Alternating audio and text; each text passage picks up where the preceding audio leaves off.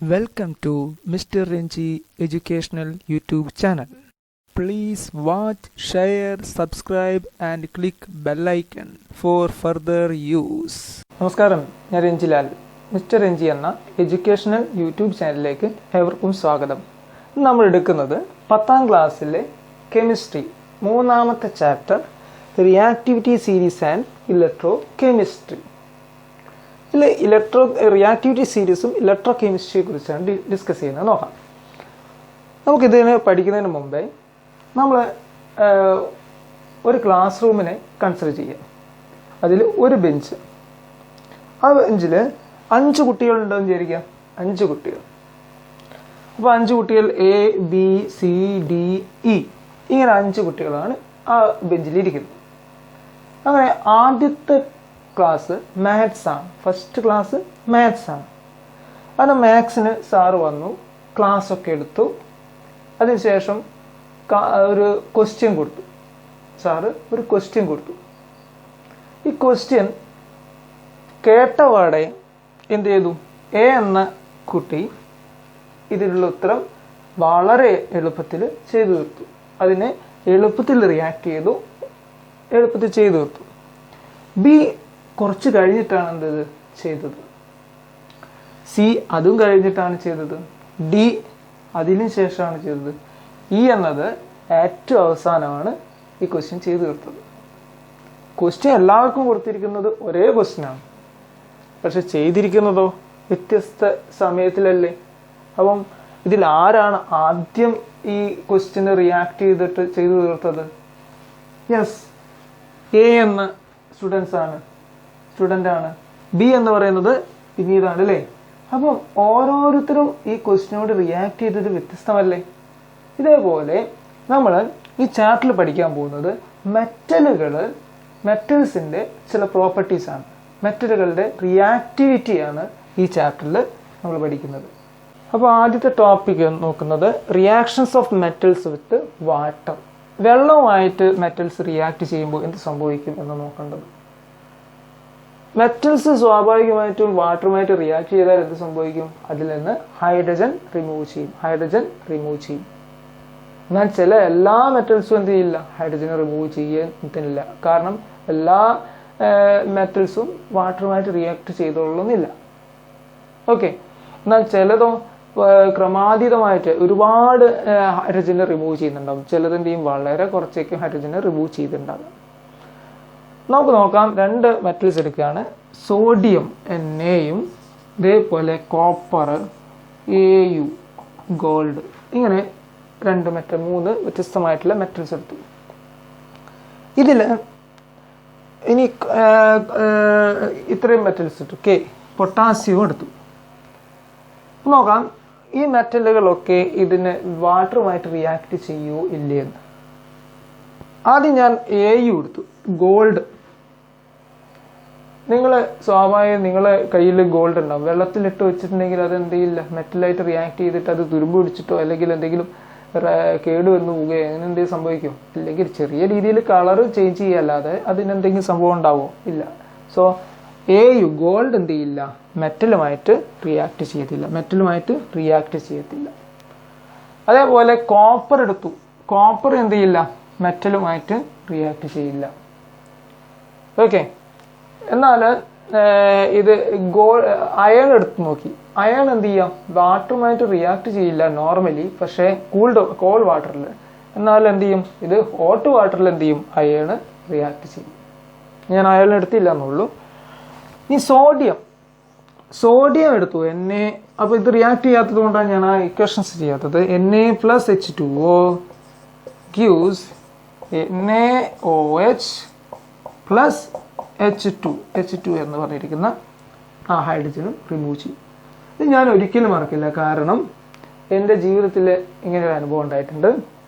+2 പഠിക്കുന്ന സമയത്ത് പ്രാക്ടിക്കൽസ് ചെയ്തു കഴിഞ്ഞു. +2 പ്രാക്ടിക്കൽസ് ഉണ്ടാവുമല്ലോ. അപ്പോൾ അവിടെ സ്വാഭാവികമായിട്ട് പ്രാക്ടിക്കൽസ് ചെയ്ത് കഴിഞ്ഞു. ഞാൻ ടെസ്റ്റ് ട്യൂബിൽ ഒരു പ്രത്യേക കണ്ടന്റ് ഉണ്ട്. ഞാൻ ഇതുമായിട്ട് ഞാൻ എന്ത് ചെയ്തു? ടെസ്റ്റ് ട്യൂബ് കഴുകി വെക്കണമല്ലോ സ്വാഭാവികമായിട്ടും. അങ്ങനെ ഞാൻ വാഷ് ബേസിൻ്റെ അടുത്ത് പോയി ഇതൊന്ന് കഴുകി വെച്ചു. സഡൻലി ഈ എൻ്റെ കയ്യിലേക്ക് എന്തോന്ന് പൊട്ടിത്തെറിച്ചിട്ട് എനിക്ക് കൈ പൊള്ളലേറ്റു. ഞാൻ എന്താണെന്ന് എനിക്ക് മനസ്സിലായില്ല. സാറോട് ഞാൻ ചോദിക്കും പറഞ്ഞ് അതിലുണ്ടായ കണ്ടന്റ് എന്താണെന്ന് ചോദിച്ചപ്പം അതിലുണ്ടായിരിക്കുന്നത് സോഡിയമാണ്.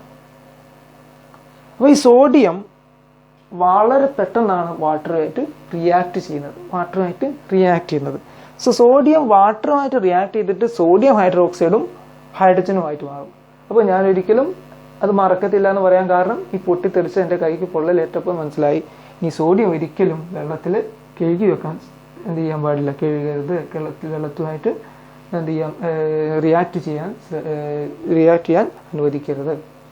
അതുകൊണ്ട് തന്നെ ഈ സോഡിയം എവിടെയാണ് സൂക്ഷിക്കുന്നത് അറിയോ? മണ്ണെണ്ണയിലാണ് സോഡിയം സൂക്ഷിക്കുന്നത്. നിങ്ങൾ ഒരു അന്ധവിശ്വാസം കൂടി എനിക്ക് ഇതിലൂടെ ഇല്ലാതാക്കേണ്ടതുണ്ട്.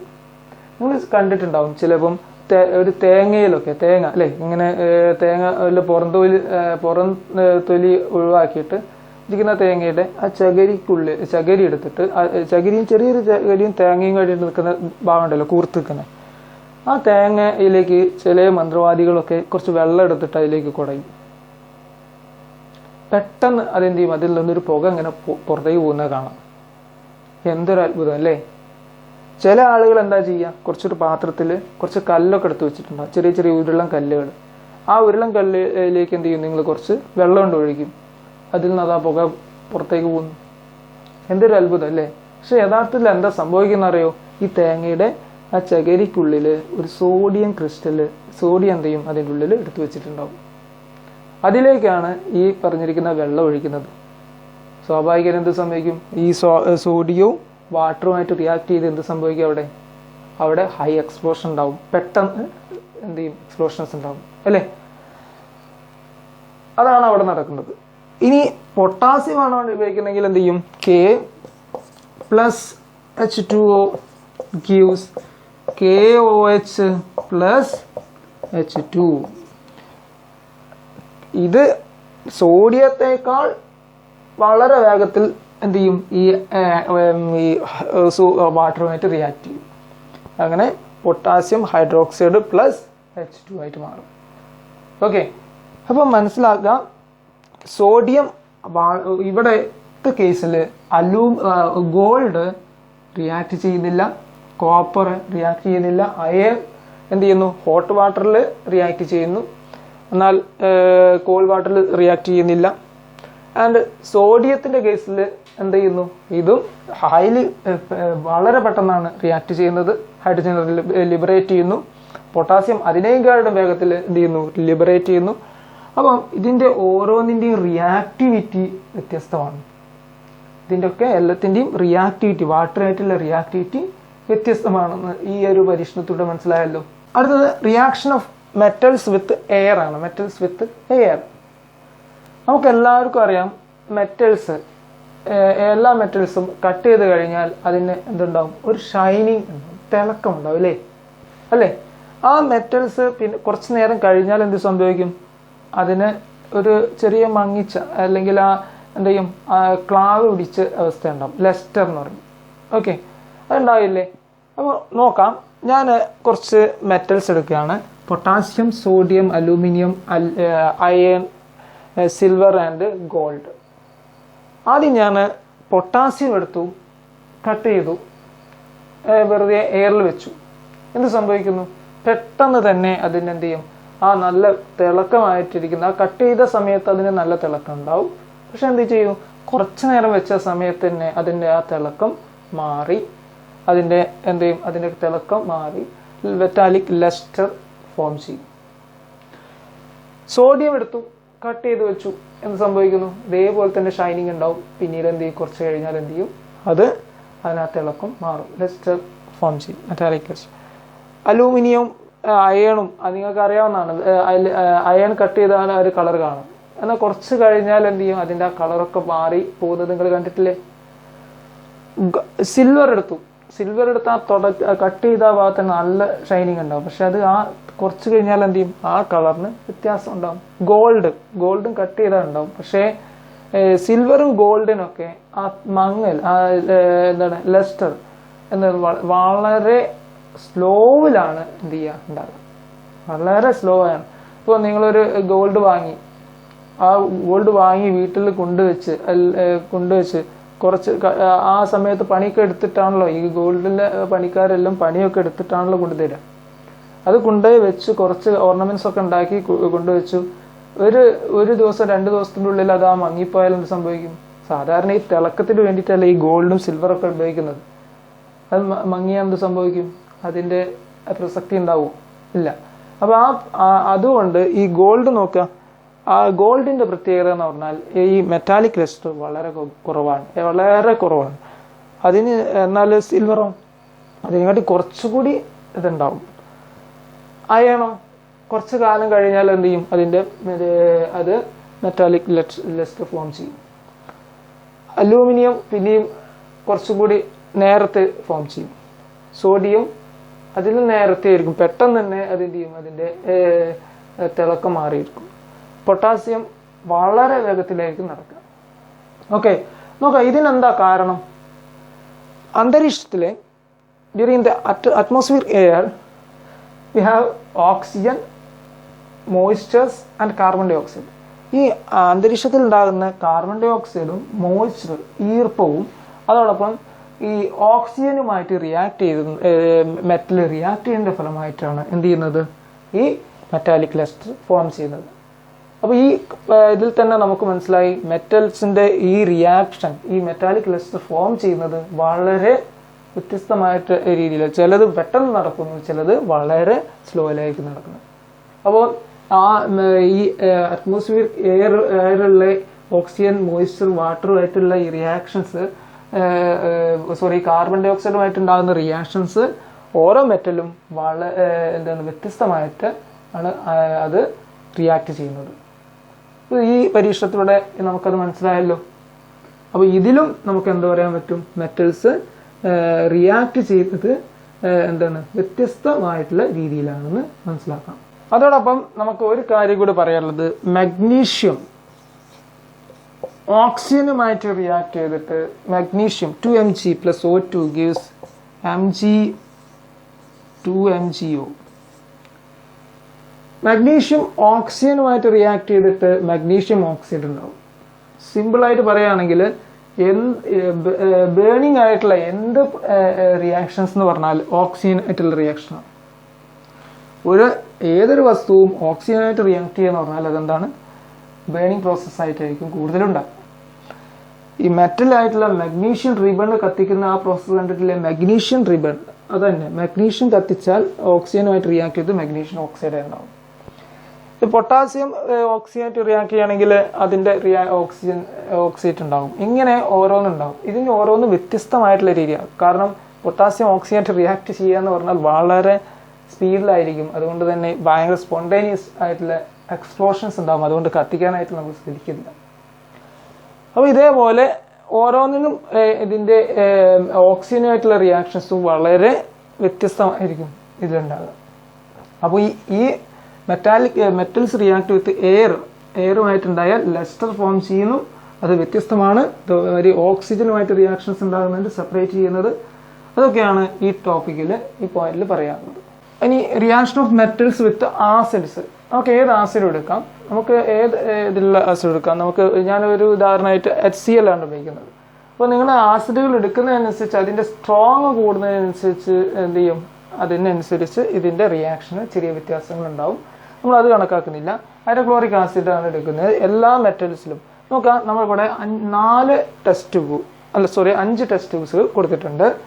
5 ടെസ്റ്റ് ട്യൂബ്സിൽ ഓരോ ഡിഫറെൻറ്റ് മെറ്റൽസ് ആണ് കൊടുത്തിരിക്കുന്നത്. ഫസ്റ്റ് ടെസ്റ്റ് ട്യൂബിൽ Fe അയൺ ആണ് കൊടുത്തിരിക്കുന്നത്. രണ്ടാമത്തേൽ മഗ്നീഷ്യം, മൂന്നാമത്തേത് കോപ്പർ, നാലാമത്തേൽ lead and last one zinc. ഇങ്ങനെയാണ് കൊടുത്തിരിക്കുന്നത്. ഇതിലേക്ക് തുല്യ അളവിൽ ഹൈഡ്രോക്ലോറിക് ആസിഡ് HCl ആയിട്ടിരിക്കുന്ന ഇതിലേക്ക് ഒഴിച്ചു. എല്ലാത്തിലും HCl തന്നെയാണ് കൊടുത്തിരിക്കുന്നത്. ഒന്നിൽ വ്യത്യസ്തമായിട്ടുള്ള ആസിഡുകളല്ല കൊടുക്കേണ്ടത്, എല്ലാത്തിലും ഒരേ ടൈപ്പുള്ള ആസിഡാണ്.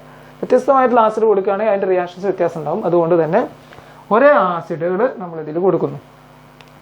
എന്ത് സംഭവിക്കും? കുറച്ച് സമയത്തിനുള്ളിൽ തന്നെ എന്ത് ചെയ്യും? അയണിൽ നിന്ന് കുറച്ചൊരു കുമിളകൾ ഇങ്ങനെ പുറത്തേക്ക് പോകുന്നത് കാണാം. മഗ്നീഷ്യത്തിൽ നിന്ന് ഒരുപാട് കുമിളകൾ പുറത്തേക്ക് പോകുന്നത് കാണാം. കോപ്പറിൽ നിന്ന് ഒന്നും കാണുന്നില്ല. ലെഡിൻ്റെ നിന്ന് വളരെ കുറച്ച് വരുന്നുണ്ടാവും. സിങ്ക് അതിനെക്കാട്ടിയും കുറച്ചുകൂടി രീതിയിൽ ഇങ്ങനെ വരും. എന്താ ഈ കുമിളകളായിട്ട് ഇങ്ങനെ പുറത്തേക്ക് പോകാനുള്ള കാരണം? യെസ്, മെറ്റൽസ് ആസിഡുമായിട്ട് റിയാക്ട് ചെയ്താൽ എന്ത് കിട്ടും? സാൾട്ടും എന്ത് കിട്ടും? ഹൈഡ്രജനും ഉണ്ടാവും. ഓക്കെ, മെറ്റൽസ് ആസിഡുമായിട്ട് റിയാക്ട് ചെയ്താൽ അതിൻ്റെ സാൾട്ടും ഹൈഡ്രജനും കിട്ടുമെന്ന് നമ്മൾ പഠിച്ചിട്ടുണ്ട്. ഒരു ഉദാഹരണം പറയുകയാണെങ്കിൽ സോഡിയം, ഇതിലൊന്നും പെടാത്തത് കൊണ്ടാണ് പറയുന്നത്. സോഡിയം അതിൻ്റെ ഹൈഡ്രോക്ലോറിക് ആസിഡുമായിട്ട് റിയാക്ട് ചെയ്തിട്ട് അതിൻ്റെ സാൾട്ട് ആയിരിക്കുന്ന NaCl എന്ന് പറയുന്ന സാൾട്ട്, കോമൺ സാൾട്ട് നമ്മൾ പഠിച്ചിട്ടുണ്ട് അല്ലേ, പ്ലസ് ഹൈഡ്രജനും ഉണ്ടാകുന്നു. ഓക്കെ, ഇതിൽ എന്താ Na എന്ന് പറയുന്നത് സാൾട്ട് മെറ്റലാണ്, HCl എന്ന് പറയുന്നത് ആസിഡാണ്, NaCl എന്ന് പറയുന്നത് കോമൺ സാൾട്ട് അഥവാ സാൾട്ടാണ്, ഹൈഡ്രജനും ലിബറേറ്റ് ചെയ്യും. അതിൽ നിന്ന് ഹൈഡ്രജൻ റിമൂവ്. ഈ ഹൈഡ്രജനാണ് ഈ കുമിളകളായിട്ട് പുറത്തേക്ക് പോകുന്നത്. അപ്പോൾ നിങ്ങൾക്ക് മനസ്സിലായല്ലോ, ഇതിൽ തന്നെ എന്തുണ്ട്, വ്യത്യസ്തമായിട്ടാണ് ഹൈഡ്രജൻ റിമൂവ് ചെയ്യുന്നത്. അതിനർത്ഥം ഈ മെറ്റൽസ് ആസിഡുമായിട്ട് റിയാക്ട് ചെയ്യുന്നത് വ്യത്യസ്ത രീതിയിലാണ്. ഇപ്പോൾ നോക്കുകയാണെങ്കിൽ ഇതിൻ്റെ ഓർഡറിൽ പറയുകയാണെങ്കിൽ മഗ്നീഷ്യത്തിൽ നിന്നാണ് കൂടുതലായിട്ട് എന്ത് ചെയ്യുന്നത്, ഈ കുമിളകൾ പുറത്തേക്ക് പോകുന്നത്. ഇനി പകരം പൊട്ടാസ്യം എന്തോ ആകട്ടോ, ഞാൻ എടുത്തെന്ന് പറഞ്ഞതും മഗ്നീഷ്യത്തിൽ നിന്ന്. അപ്പം അടുത്തത് സിങ്കാണ്, അയൺ ആണ് അതിന് ശേഷം, ദെൻ ലെഡ് ആൻഡ് കോപ്പർ. അപ്പോൾ ഇതിൻ്റെ അടിസ്ഥാനത്തിൽ നമുക്ക് എന്ത് ചെയ്യാം, മെറ്റൽസിന് ആസിഡുമായിട്ട് റിയാക്ട് ചെയ്യുന്നത് വ്യത്യസ്ത രീതിയിലാണ്. അതിൻ്റെ ആസിഡുമായിട്ട് റിയാക്ട് ചെയ്യുന്നത് അതിൻ്റെ ഓർഡർ എന്താണ്, ഓരോന്നും വ്യത്യസ്തമായിട്ടുള്ള ഓർഡറിലാണ് റിയാക്ട് ചെയ്യുന്നതെന്ന് നമുക്ക് ഈ എക്സ്പെരിമെൻറ്റിലൂടെ പഠിക്കാം. ഓക്കെ, ഇത്രയും കാര്യങ്ങൾ ഇപ്പം നമ്മൾ മെറ്റൽസ് റിയാക്ട് വിത്ത് വാട്ടർ പഠിച്ചു, മെറ്റൽസ് റിയാക്ട് വിത്ത് എയർ പഠിച്ചു, മെറ്റൽസ് റിയാക്ട് വിത്ത് ആസിഡ്സ് പഠിച്ചു. ഇതൊക്കെ വ്യത്യസ്തമായിട്ടുള്ള മീഡിയംസ് ആണ്. വാട്ടർ എന്ന മീഡിയത്തിൽ മെറ്റൽസിന് എന്ത് സംഭവിക്കുന്നു, ദെൻ എയറിൽ മെറ്റൽസ് എന്ത് സംഭവിക്കുന്നു, അതേപോലെ ആസിഡുമായിട്ട് റിയാക്ട് ചെയ്യുമ്പോൾ അതൊരു വേറെ ഡിഫറെൻറ്റ് മീഡിയം അല്ലേ, ആ മീഡിയത്തിൽ വരുന്ന സമയത്ത് ആസിഡിന് എന്ത് സംഭവിക്കുന്നു. ഇതൊക്കെയാണ് ഈ 3 രീതിയിൽ നമുക്ക് മനസ്സിലാക്കാൻ വേണ്ടിയിട്ട് എടുത്തിരിക്കുന്നത്. ഇതിൻ്റെ അടിസ്ഥാനത്തിൽ നമുക്ക് മെറ്റൽസിൻ്റെ റിയാക്ടിവിറ്റിയെ ഒരു ഓർഡറിൽ എഴുതി വെക്കാം. അപ്പോൾ ഇതിൻ്റെ അടിസ്ഥാനത്തിൽ നമുക്ക് അതിൻ്റെ റിയാക്ടിവിറ്റിയുടെ അടിസ്ഥാനത്തിൽ നമുക്ക് എന്ത് ചെയ്യാം, ഈ മെറ്റൽസുകളെ ഒരു ഓർഡറിൽ എഴുതാം. അങ്ങനെ പൊട്ടാസ്യം ആദ്യം, sodium, calcium, magnesium, aluminium, zinc, iron, nickel, tin, lead, hydrogen, copper, silver, gold. ഇതിൽ ഹൈഡ്രജൻ എന്ന മെറ്റൽ അല്ലെങ്കിലും നമ്മൾ അതിൽ ഇൻക്ലൂഡ് ചെയ്യിക്കുന്നത് മാത്രം. ഈ ഓർഡറിലാണ് നമുക്ക് എന്ത് ചെയ്യുന്നത്, ഈ മെറ്റൽസിനെ ക്രമീകരിച്ചിരിക്കുന്നത്. ഇങ്ങനെ ഒരു ക്രമീകരിച്ചിരിക്കുന്ന ഈ റിയാക്ടിവിറ്റി അടിസ്ഥാനമാക്കി ക്രമീകരിച്ചിരിക്കുന്ന ആ സീരീസിനെ പറയുന്ന പേരെന്ത്, റിയാക്ടിവിറ്റി സീരീസ്. Reactivity series. അപ്പോൾ റിയാക്ടിവിറ്റി സീരീസിൽ ബോട്ടം ടു ടോപ്പിലേക്ക് വരുന്നതനുസരിച്ച് റിയാക്ടിവിറ്റി ഇൻക്രീസ് ചെയ്യും. അതായത് ഗോൾഡാണ് ഏറ്റവും റിയാക്ടിവിറ്റി സീരീസിലെ റിയാക്ടിവിറ്റി കുറഞ്ഞ മെറ്റൽസ്. എന്നാൽ പൊട്ടാസ്യം ആണെന്ത്, റിയാക്ടിവിറ്റി ഹൈ ആയിട്ടുള്ള മെറ്റൽസ്. അപ്പോൾ ഇതിൻ്റെ അടിസ്ഥാനത്തിൽ ഓർഡർ എഴുതിയിരിക്കുന്ന ഇതിനെ പറയുന്ന പേരാണ് റിയാക്ടിവിറ്റി സീരീസ് എന്ന് പറയുന്നത്. ഈ റിയാക്ടിവിറ്റി സീരീസ് എല്ലാം നിങ്ങൾക്ക് ബൈഹാർട്ടായിട്ട് പഠിക്കണം. ചില ആളുകളൊക്കെ ഇത് ബൈഹാർട്ടായിട്ട് പഠിക്കാൻ പല പല കോഡുകളും ഉപയോഗിക്കാറുണ്ടാവും. അപ്പം ഞാൻ ആ കോഡുകളൊന്നും പറയുന്നില്ല. നിങ്ങൾക്ക് നിങ്ങളെ ഇഷ്ടമനുസരിച്ച് മനസ്സിലാക്കി വെക്കാൻ, ഓർത്തെടുക്കാൻ എന്തൊക്കെ രീതിയിൽ നിങ്ങൾക്ക് കോഡ് ചെയ്ത് പഠിക്കാൻ പറ്റുമോ അത് നിങ്ങൾ പഠിച്ചോളുക. അപ്പോൾ ഒന്നുകൂടി പറയാണ്, potassium, sodium, calcium, magnesium, aluminium, zinc, iron, nickel, tin, lead, hydrogen, copper, silver, gold. അപ്പോൾ ഇതെന്തായാലും എന്ത് ചെയ്യണം, നിർബന്ധമായിട്ടും പഠിച്ചിരിക്കണം. ഇതിൻ്റെ അടിസ്ഥാനത്തിലാണ് നമുക്ക് അടുത്ത ടോപ്പിക്ക് റിയാക്റ്റീവ് സീരീസിൻ്റെ ഡിസ്പ്ലേസ്മെൻറ്റ് റിയാക്ഷൻസ് ഒക്കെ പഠിക്കുന്നത്. അത് അടുത്ത ക്ലാസ്സിൽ നമുക്ക് എടുക്കാം. Thank you. Please watch, share, subscribe and click bell icon for further use. Thank you.